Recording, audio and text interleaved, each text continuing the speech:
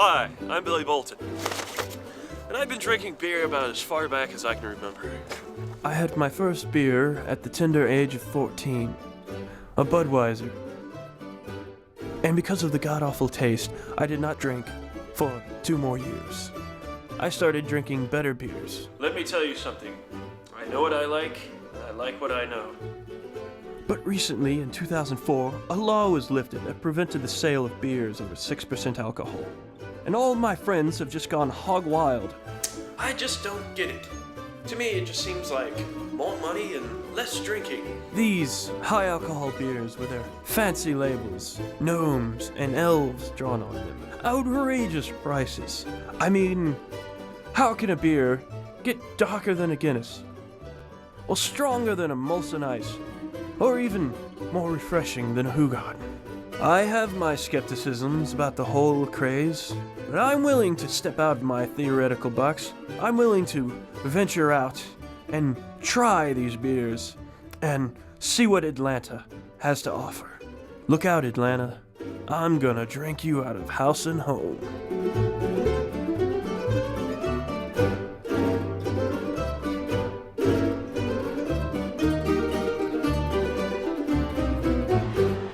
Sweetwater. Now that's a name I know. I had heard that they had brewed high-gravity beer, and so it was the first place that I went to on my quest. I could tell by their 2 very colorful trucks that I was in the right place. The smell of malt filled my lungs with an aura of happiness. The scope of this operation was very impressive. Spotting a brewer at work, my first question was obvious. So how do you make your beer here? All right, our first step is we mix our grain, about 2,800 pounds or so, with hot water at around 145 degrees. The whole point of the brewing process is to get sugar water. Then the whole mash is transferred over to the lauter. The lauter is basically like a big coffee filter. When you're brewing beer, it's kind of like brewing coffee. So we transfer all the grain mixture into here, and then we just want to pull off the liquid and leave the grain. It looks delicious. Okay, and the next step is the kettle. That's where all the wort goes. The wort is just the sugar water that comes from the lauter. For our purposes, we do about 1,850 gallons.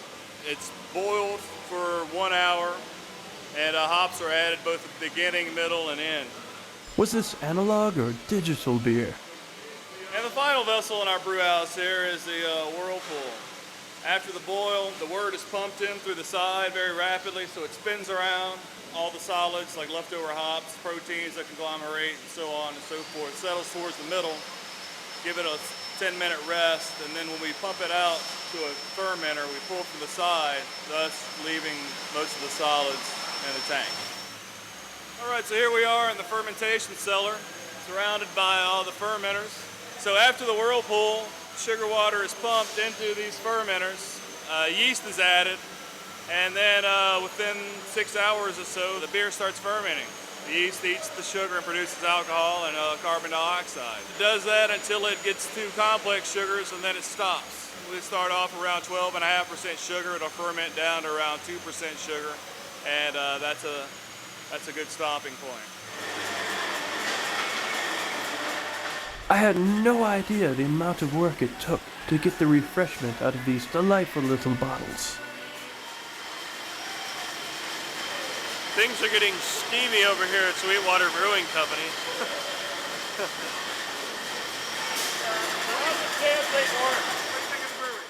The brewmaster at Sweetwater took time out of his busy day to tell me about the brewery. Sweetwater's been in business for about 10 years.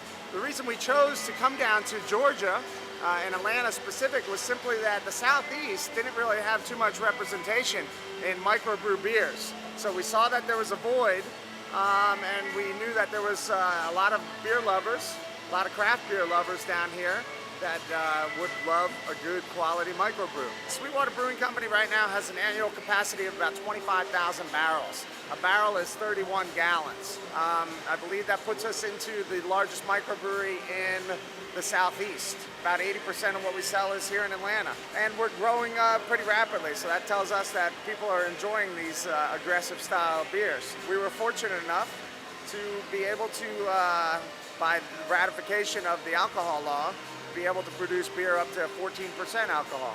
Previous to that, the law was 6%. There's many styles that we would have, before the law changed, loved to had the opportunity to produce. Now we're wide open. A good example of our higher alcohol beer is the Sweetwater Festive Ale. And we do that just for the holidays, just for the Christmas season. The bottling of the Festive Ale is all done by hand. It's a little bit out of the conventional method that we use with a lot of the other machines that you may have seen. And we do it in large liter bottles. But it's a nice twist because it allows us to get our hands dirty and kind of have a lot of fun doing it. Before I leave, I've always wanted to do a factory montage. I hope you will indulge me for a minute.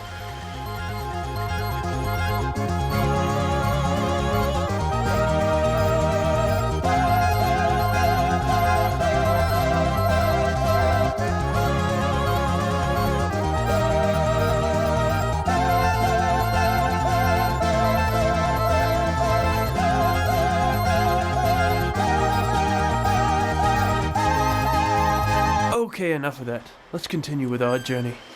There's so much I've missed. I must learn more. It was nice to visit one of these big microbreweries, but I felt myself yearning to go to a brew pub, a restaurant that makes their own beer. And what better place to go than Five Seasons? Hey, welcome to Five Seasons. I've heard so much about this place. I'm on a search for Atlanta's best beer. Well, I think you've come to the right place. I'm Spike, I'm the brewer here, so you want to go take a look around? Yes, I do. Let's go. I could tell that this was a classy joint. The decorations were outstanding, and the food smelled great. Well, come on in. This is the brew house over here. Things work differently here. Scaled down, but more And intimate. it's also screw augered up to this vessel behind you called the grist hopper. And that's where all the cracked grain is held before we start to brew. Got it? Got it. I was quickly gaining a foothold on the process of brewing. So you convert your starches into sugars here, and you also do your boils and... That's correct. A brew day usually lasts about 8 hours. Well, it's worth every penny. You haven't seen my paycheck, have you? Not yet. It seemed like the brewer's life was the way to go. I asked if you had a job for me here, but this is ridiculous. Ah, shut up and keep scrubbing. I don't want to... Well, come on in and check out our fermentation room. Ah, where the magic happens. Our ales, we typically age them. They're probably done in about 3 weeks. Our lagers are anywhere from 6 weeks to 3 months, depending on what we're making. What is the aging like for the higher the alcohol the beer gets? Personally, I mean, there's different schools of thought. A lot of people say, as soon as it's done aging, cool it down, you're done. I like to age my big beers a little longer. So I usually, if I'm brewing an 8 or 9% alcohol beer, I'd like to sit that in the tank for about 2 months. Here, being in a brew pub, it's easy for me to find something and send it upstairs because I have total control. It's not going on a truck, it's not going across country, it's not going in a bottle, it's going into another serving vessel, and I have total control over it. So that's fermentation, aging, filtration, and then our next stop will go to where the serving tanks are, and basically those are big holding tanks. I call them big kegs. These hold 15 barrels, so approximately 450 gallons or so. That's a month's supply of beer. Downstairs, when we go down to the bar, you'll see the bartenders pulling off the beer from the taps. All those beers, or each individual beer, is coming from their designated tank. Right. So, with all that said and done, are you ready to drink some beer? Absolutely. Every beer was outstanding. Just a blast of flavor in my mouth every time. A lot of people talk about wine paired with food, and the nice thing about working at Five Seasons was just to see how well beer goes with food. I mean, the first thing you think of when you think of beer and food, you think of pizza and beer. We've got venison here, we've got lamb, we've got Kobe steaks. I mean, anything with a nice, rich sauce. I mean, we might want to do a Scotch ale. Gosh, we've got a great cheese plate back there. Goes great with the triple or double, any type of Belgian beers, and they even cook with it. I think people really like to enjoy all our flavors that we have here with the great food as well. And like I said, we're doing 30 different beers or 35 different beers a year. Beer and food is a match made in heaven. And at the Five Seasons, top-notch food, and the beer ain't half bad either. Every flavor swam in my mouth as if to be pure perfection. I couldn't stop myself. My memory was a little hazy towards the end of the evening. Get out of here! Don't film me! Hey, whoa, hey! Soon after I was asked to leave, And don't come back again! That was great. You guys are awesome. Spiken informed me of the Georgia Craft Brewers Challenge, hosted at his very own 5 Seasons. What a delightful idea, and I couldn't wait to go. Somehow my friends had heard about it, and yet they had not told me. Curious. The energy inside the place was enormous. I've never seen so many people that love beer so much, all within one room. My favorite IPA is Anderson Valley Boonville Hop Otten IPA. I mean, I used to travel like 9 hours each way to DC to get better beer. Way over the top is bitter. Yeah. And it's still not knocking on your butt alcohol either. It's thin and very drinkable. These people were obsessed, in a good way. And first place in high gravity beers. An awards ceremony for beer? Well, when in Rome. Copper Creek Brewing in Athens for their oatmeal stout. I'm glad to see our homegrown heroes were racking up on the awards. In high gravity beers goes to Sweetwater Brewing's Festive Ale. 5 Seasons Brewing Company, Terrapin Beer Company for the cream ale.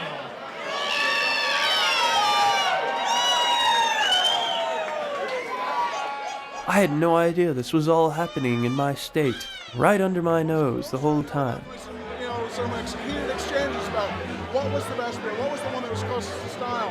And while we had a lot of different... Everywhere I was going, I was hearing, Belgian this, triple that. There's nothing wrong with that cream, and it is exactly what a cream ale should be. And that's why... Copper Creek Double IPA, a plethora of hop taste, balanced out by a superb sweetness and alcohol. Can't be beat. Jenner and the man they call Flip. How's it going? Howdy. How are things in Alabama these days? Very sad. The problem is we not only have the 6% limit on beer, we also have a 16-ounce bottle size limit. The only state in the nation that has that. Just in the years since Georgia has changed its laws, I've seen kind of a beer culture pop up here that was not here before. Events like the one we're at right now, we never would have seen here a year ago. We never would have seen them done the way they're done now. Basically, the beer culture in Georgia was much like the one in Alabama, which is non-existent. I see people getting excited about so many of the beers that they couldn't get before. Even a year later, there's still this kind of raw excitement about it, which is it's wonderful. It's indescribable. Atlanta's beer culture has really just flourished in the last 2 years. It's, rivaling many places in the country now, suddenly overnight. Yeah. It's really funny. I mean, you never knew that there was this really profound desire for a beer culture here that, like, somebody that would want to go to a bar and drink nothing but high gravity beers all night. It's really amazing to watch, and they go and do it. So many brewers from Georgia, all making outstanding high-gravity beer. I'm telling you, man, the whole time, high gravity beer is where it's at in Georgia. I couldn't stop drinking. I am doing great. I am on my 11th beer, and it's the greatest beer of the night. It is the, what the fuck did I get? It's a triple. 5 Seasons Triple. 5 Seasons triple. The greatest beer of the night. My number one. Oh. The supreme crispness and the overwhelming flavor of Belgium flowing through the veins of this beer. 3D. As the night went on, I had trouble distinguishing what was real from what wasn't. What a cute little bird. Is this just real or have I had too much to drink? Oh, he's trying to cut my finger off. That was the best beer I've had all night. Besides one of 8. When the dispensers had stopped serving beer, I had to take matters into my own hands. What can I say? I was thirsty. It was him. It was amazing!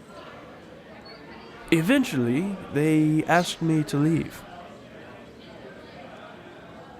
The fresh morning hangover was atrocious, but the night had been well worth it.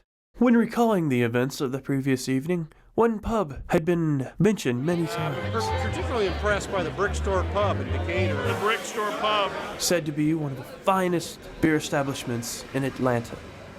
I had to see it for myself.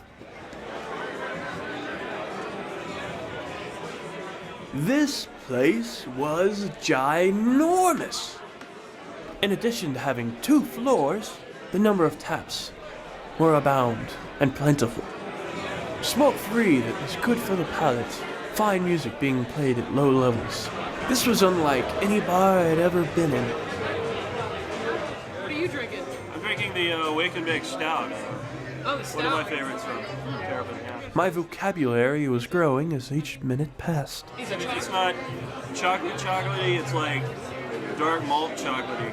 It's like dark chocolate without the sweetness, I guess. Upstairs lie the Belgian room, with an entire assortment of beers, all from Belgium. Ah, Scotch.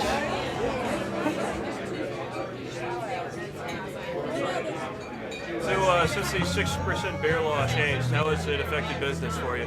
I think we're probably one of the only places in town to sort of take this beer law change and run with it. We added another 120 bottle beers and another 8 drafts, and the volume's incredible.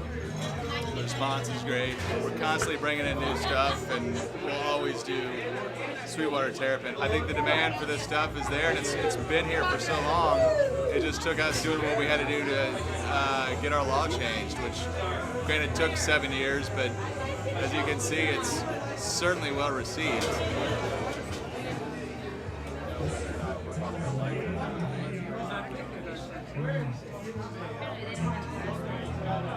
I do like it.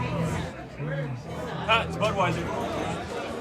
While I was at the bar, I took up a fine conversation with a man. He told me about the bottled form of these fabulous high-alcohol beers, and he told me to come by his store anytime. So I decided to take him up on the offer. I went to a place called Green's. Not a very unusual name, but a very fine selection. Unibrew from Canada. Oh my God. So many beers. English, Scottish, German, and then we kind of peter out there with some miscellaneous. No one expected Georgians to be so savvy with gourmet beer. We're on the radar of, great breweries like Avery and Great Divide and Oscar Blues, who, would have thought of us as kind of a backwoods beer desert, in which we were, I guess, in, June of 2004. Having the great variety, I think, it's what people want. It's a hobby, I suppose, to many people that they want to have tried as many good beers as possible. Over here is just the generic beers, the stuff that, I guess people call it BMC, Bud Miller Coors section, and, that's enough said there. This man was a Trekkie for beer. Your Captain Kirk would be his St. Bernardus. Here too, we've got Carnegie Porter from 1997. We've got the J.W. Lee's Harvest line from 98 to 2004. We're missing a few years. Such an extensive vocabulary. I must admit, at times I was lost. The whiskey peat smoke really colors that sweet English barley wine. It's fairly moderately carbonated, so it comes off almost like a whiskey with lack of carbonation. I grabbed a cart.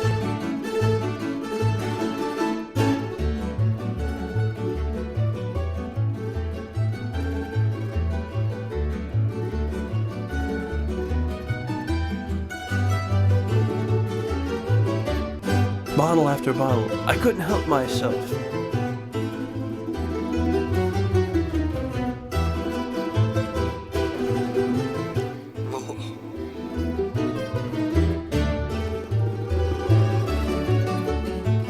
Finally, I had a stockpile of the world's greatest beers. And what better way to celebrate than playing my favorite game, E.T. for Atari.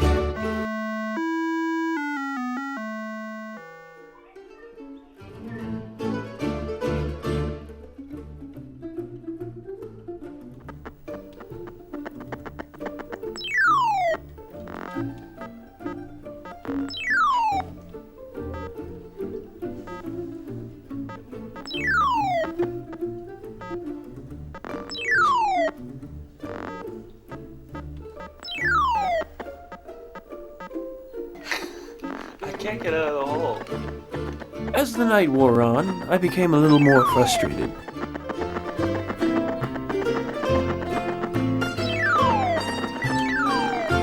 Stupid little alien. Get out of the hole, you son of a bitch!